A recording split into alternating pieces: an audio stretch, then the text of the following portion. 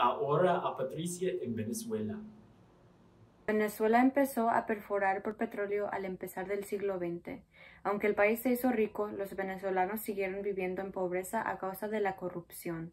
Además de esto, dentro de 10 años en que se empezó a perforar por petróleo, se hizo esto el mayor ingreso de Venezuela.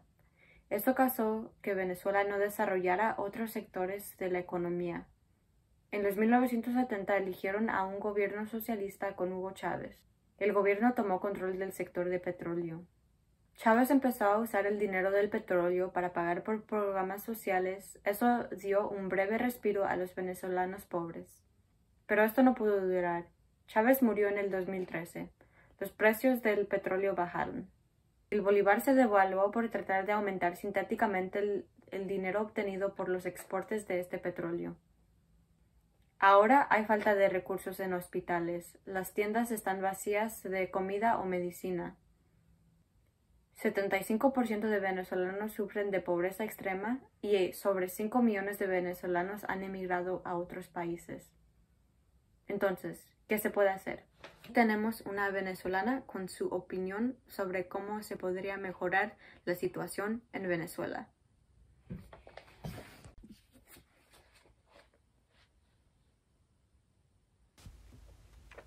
Mira, realmente mi opinión con respecto a la situación de Venezuela y la redemocratización serían unas elecciones presidenciales libres donde los actores políticos sean totalmente imparcial, donde haya participación de la población civil y donde haya juzgadores internacionales, y para mí eso sería el mejor escenario para cambiar la situación actual de Venezuela. Se ve un poco cuesta arriba, puesto que todos los poderes públicos de Venezuela se encuentran en manos del gobierno. Todas las instituciones encargadas de todos los procesos de Venezuela le pertenecen al gobierno. No existe una imparcialidad, sino que todo es totalmente parcializado. Entonces, mi opinión muy personal, desde lo más profundo de mi ser, sería unas elecciones libres donde hayan unos actores civiles, políticos e internacionales y que exista realmente una transparencia. Eso sería lo que traería un cambio rotundo a la economía y el conflicto político y humanitario. ¿Y usted cree que esto sea realista? Eso es lo ideal, pero una intervención sería lo más realista. Se necesita quitar al gobernante y no hay por otra. Venezuela tiene mucho que ofrecer, pero está apoyado por Rusia y China, eso que podría desencadenar un conflicto internacional entre potencias. A usted y que tengan buen día. Muchas gracias, Patricia. Y ahora a Delian en Puerto Rico. Sí. Los huracanes en Puerto Rico han sido peor en los años que han pasado. Con la pandemia muchas cosas han causado problemas para ciudadanos tratando de preparar para las tormentas que siguen. Con el desempleo que se ha visto desde abril de este año, muchas familias están sufriendo con inseguridad acerca de la comida. Esto ha sido visto desde el 2019, pero ha aumentado por 33% hoy en día. Por esta inseguridad, muchos ciudadanos están encontrando buscar recursos y necesidades básicas difíciles. Las procedencias de seguridad para los huracanes se han hecho más difíciil debido al coronavirus, y procedencias de evacuación ha aumentado el riesgo de que se contracte uno con ese virus. También durante el año la compañía eléctrica se ha convertido en un negocio privado, y mientras tanto esto ha dado muchos trabajos. Las personas empleadas no tienen la experiencia necesaria para poder actuar en caso de emergencia de tormenta. Y esto ha estado dando miedo a los ciudadanos en partes de la isla por hecho de que la electricidad puede ser que no vuelva en días o semanas, y es algo bien necesario para ellos. El clima global también ha hecho que las zonas costales de la isla, especialmente en San Juan, estén en gran riesgo de inundaciones y la destrucción que vienen con ellas. Y muchas personas que han estado a salvo anteriormente van a ser afectadas, y no sabemos si sus hogares estén salvos o tengan medios para combatir esa destrucción de las inundaciones. También se están sintiendo los rastros de huracanes del pasado, como el huracán María del 2017, porque muchas áreas están cortas de especialistas médicos por causa de que muchos de ellos sean inmigrados a los Estados Unidos, y en algunas partes como en Vieques ni hay hospitales, y esto también está dándole miedo a los ciudadanos porque están en riesgo de heridas y muertes por medio de que no hay nadie para tratar a alguien si se hieren durante el huracán o si algo pasa. Y para muchas personas, la gran pregunta es cómo vamos a resolver este problema.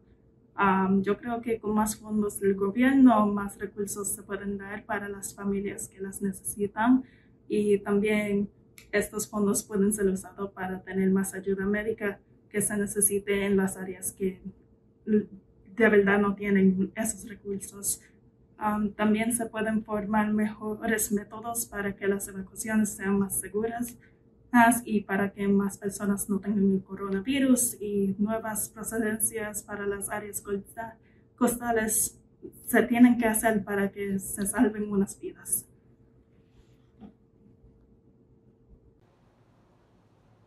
Muchas gracias, Delian. Y ahora a Trent, en México. En 2006, un movimiento empezó. 10 años después, un movimiento de Yo También fue viral en las redes sociales. Todo el mundo sabe que hay una pandemia alrededor del planeta de violencia contra las mujeres. Esta pandemia es muy familiar en los campos calientes y las ciudades ocupadas de México. Se puede argumentar que la nación es una anomalía con la conversación sobre los conceptos de machismo y marianismo. Además, hay la crisis del narcotráfico y los carteles corriendo desenfrenados en las sombras y la violencia que llevan.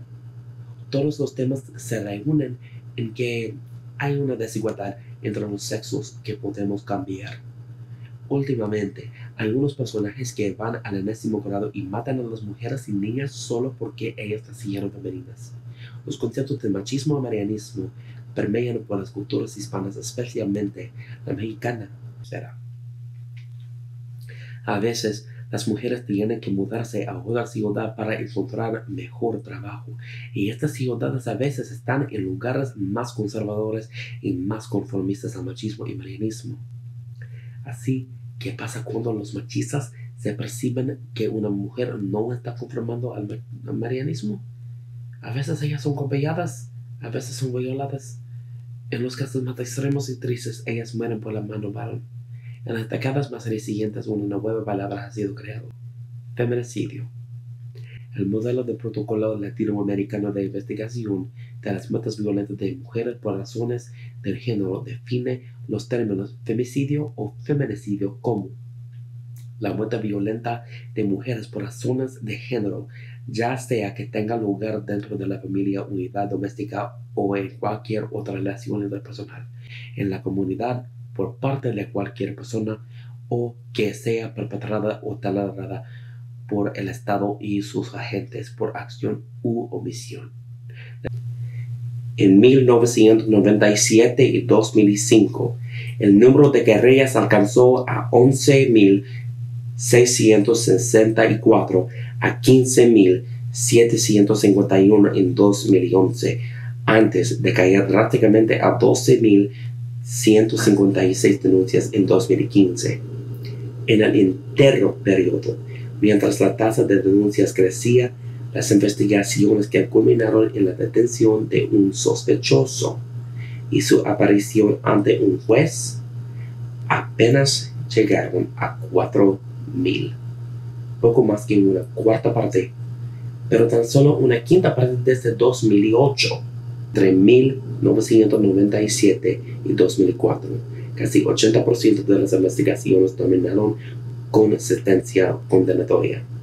Desde 2004 hasta 2012, esta tasa bajaba a 15.4%.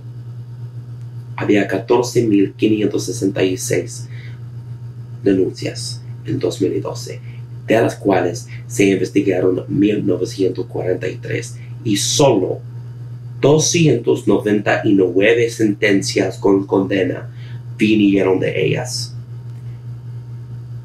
Entre 1985 y 2016, un periodo de 32 años, México se había registrado 52.210 muertes hembras, en las que se presumió homicidio. De ellas, 15.535 defunciones, o 29.8% del total, ocurrieron solo entre 2011 y 2016. En el periodo, la cifra más baja corresponde al año 2007, con 1.089 casos, y la más alta es observada en 2012, con 2.769 muertes. Adicionalmente, el porcentaje total de defunciones con presunción de homicidio y el de las mujeres tienen una relación tristemente inversa. Entre 2007 y 2011, se puede observar que hay alcanza dramática en la tasa de muertes hembras desde menos que 4% a alrededor de 13%, mientras la tasa total se baja. Por intensidad federativa en el periodo, sobre todo, Chihuahua fue la peor, con 33.1 por cada 100,000 mujeres, y la población del estado en ese año era de 3.5 millones de personas. Entonces, en el estado de Chihuahua en 2010, 1.128 mujeres fallecieron con presunción de homicidio. Por comparación, la mejor entidad fue Yucatán, que tenía una población de 1.9 millones y una tasa de 0.3 por cada 100,000, igualando a 6 mujeres. Chihuahua representaba 108 veces la tasa de Yucatán. En 2016, el último año del estudio, Colima tuvo 27.3 veces la tasa de Aguascalientes, con 16.8 y 0.7 por cada 100,000 respectivamente, con sus poblaciones respectivas de 378,000 y 1.03 millón, igual a 64 mujeres en Colima y 7 en Aguascalientes. Desde 2007 hasta 2016, entre 61 y 69% de funciones femeninas con presunción de homicidios pasaron en las 10 entidades federativas de Oaxaca, Tamaulipas, Veracruz, la Ciudad de México, Chihuahua, Nuevo León, Baja California, Jalisco, Guerrero y México. 15% ocurrió en el Estado de México y 10.5% en Chihuahua.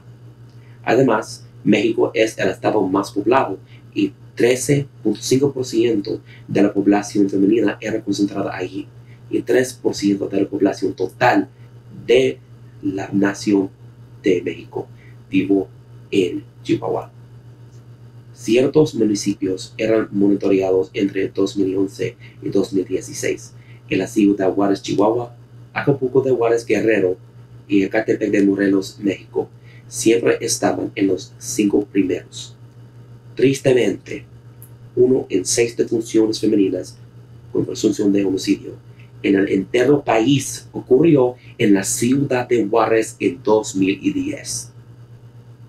Además, la ciudad de Juárez ha sido una escena principal en la lucha contra el feminicidio.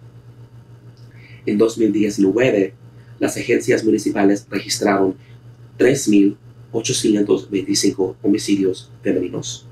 De ellos, 1.006 son creídos como feminicidios, mientras se investigaron solo 425 feminicidios en 2015.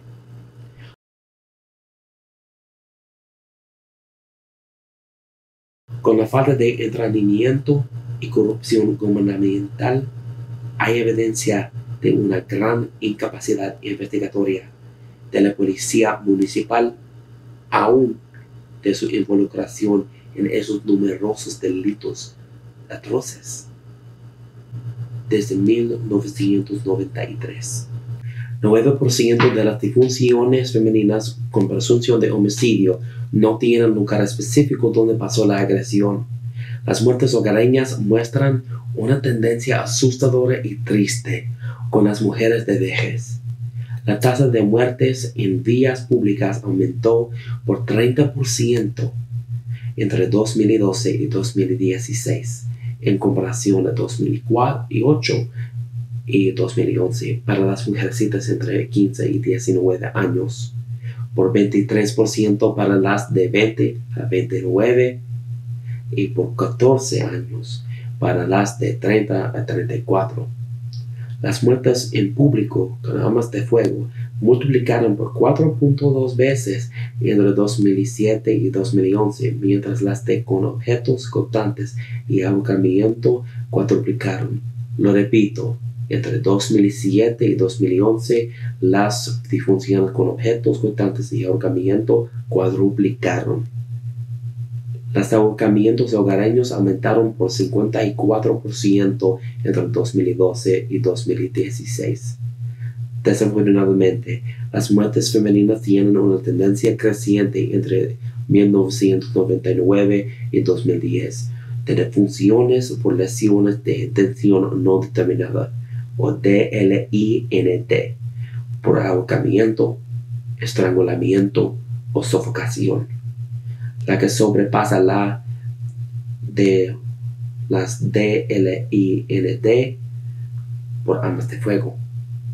Con las defunciones masculinas por lesiones por intención no determinada, la tasa de muerte por armas de fuego crece también, pero no la de ahorcamiento. Cuando se combinan las tasas de las defunciones con lesiones de intención no determinada y las defunciones femeninas con presunción de homicidio, se puede ver una proporcionalidad entre ellas.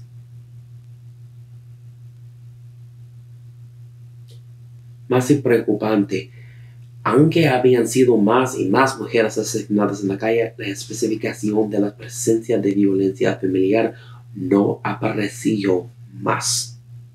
El porcentaje de las chicas menores que un año alcanzó de 15.6% entre 2006 y 2010 a 25.5% entre 2011 y 2016. La práctica de necropsias bajó solo por 0.2% y la certificación por un médico legista en los homicidios de menores aumentó de 78.3% a 81.8%. Esta proporción redujo desde 1 en cada 5 defunciones femeninas con presunción de homicidio en 2003 a 1 en cada 17 defunciones en 2016. Hay una relación inversa entre la ocurrencia de defunciones femeninas con presunción de homicidio en el llenado correcto del certificado.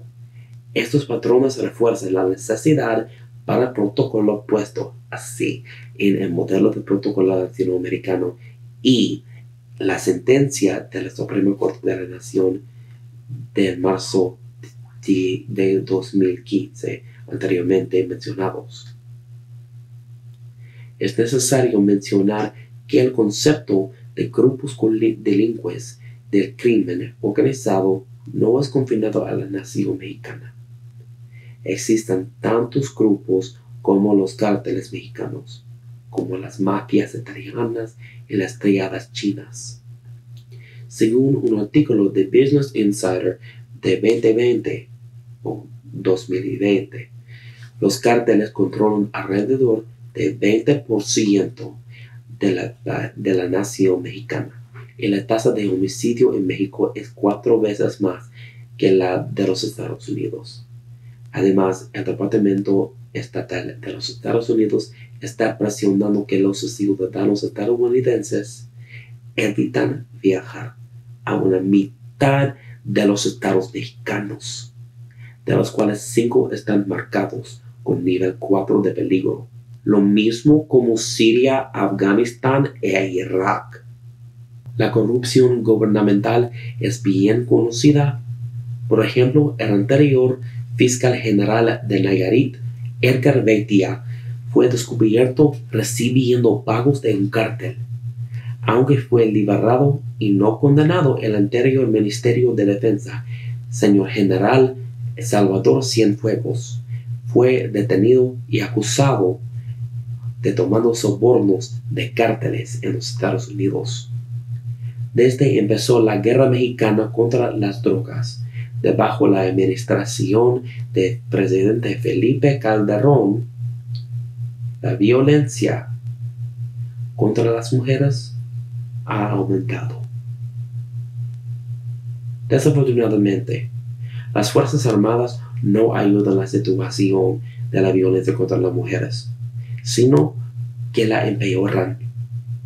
No hay investigaciones de calidad por entidades de asuntos internos, y como los cárteles usan la violencia contra las mujeres como herramienta, así la usan las Fuerzas Armadas también.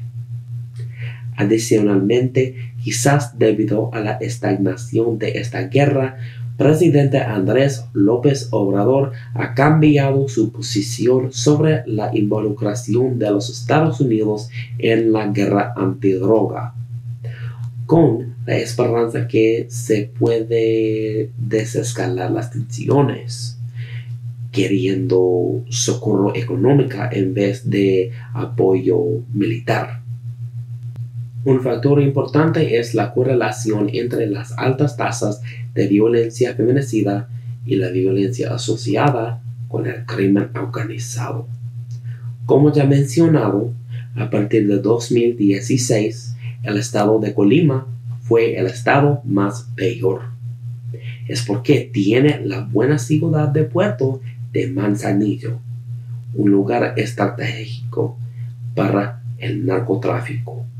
También se deben conocer los jugadores en este partido. Alrededor del estado de Colima es el cártel de Jalisco Nueva Generación. Constituyen remanentes del cártel Milenio y unos desertores del cártel Sinaloa. Formado en 2012, también se llaman los miembros los Mazacetas, debido a su rivalidad con los Zetas, y a partir de 2020, este grupo es el más poderoso en México, con un ancho control en los ámbitos de metanfetamina y fentanilo.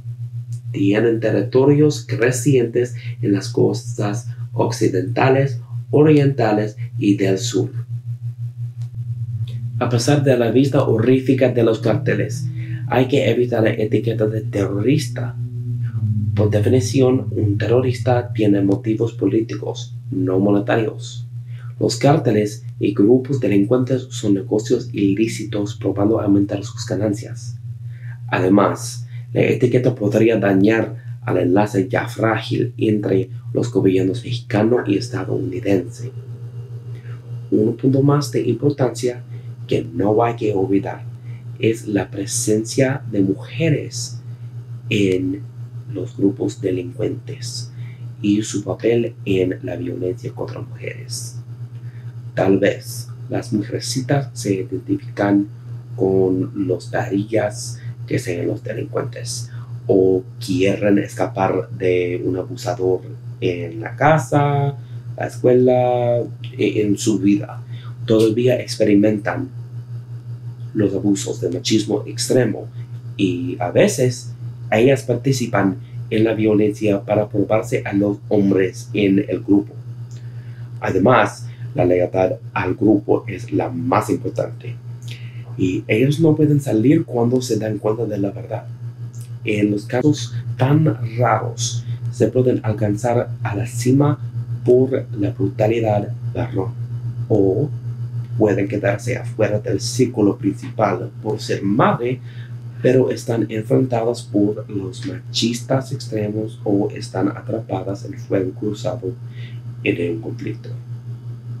Aunque esta pandemia de violencia contra las mujeres continúa pervirtiendo las vidas mexicanas, la pandemia de coronavirus 19 ha empeorado la situación. Antes del COVID-19, 1 en cada 3 mujeres en el mundo ya hubo sufrido alguna forma de violencia sexual o física a través de su vida.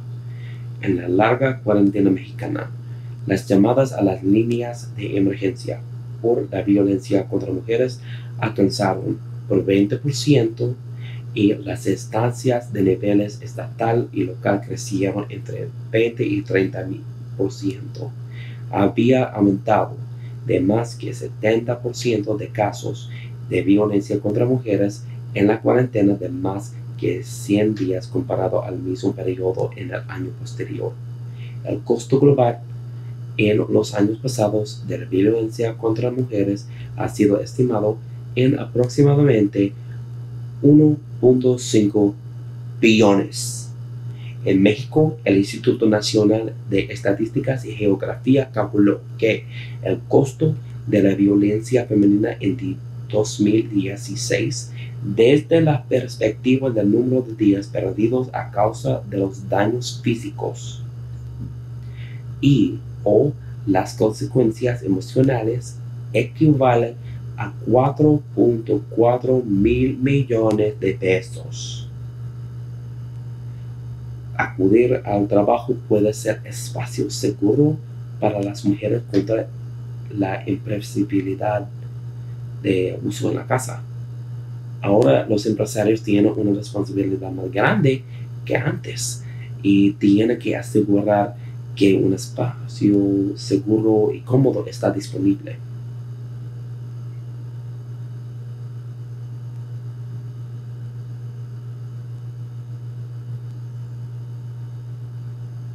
En la frontera de violencia cotidiana contra las mujeres, desafortunadamente el gobierno mexicano no ha ofrecido más soluciones. Sin embargo, la entidad de las Naciones Unidas de Mujeres o ONU Mujeres ya preparó una lista de soluciones que podemos usar para mejorar el mundo para nuestras mujeres. Primero, tenemos que aceptar y ratificar los tratados internacionales y locales sobre los derechos civiles de mujeres. Es el primer paso. Entonces, tenemos que adoptar y cumplir las nuevas leyes y los planes de acción locales y nacionales. Además, hay que asegurar que la justicia, los servicios esenciales, la libertad económica y buena educación secundaria e universitaria están disponibles a cada mujer y chica. Debemos enfrentar la violencia sexual en conflictos y educar a aquellas personas que trabajan en servicios esenciales de los correctos procedimientos de operación con mujeres, como los doctores y la policía. El público necesita acceso adecuado a la información que ha sido coleccionada, analizada y difundida nacionalmente.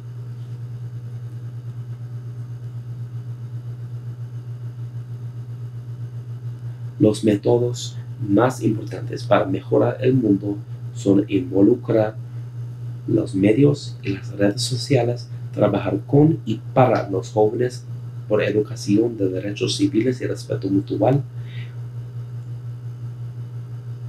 Personalmente, los jóvenes son el futuro y si les involucramos, creo que podemos lograr esta meta. Muchas gracias, Trent. Es todo que tenemos hoy. Esperamos que vosotros tenéis un día bonito.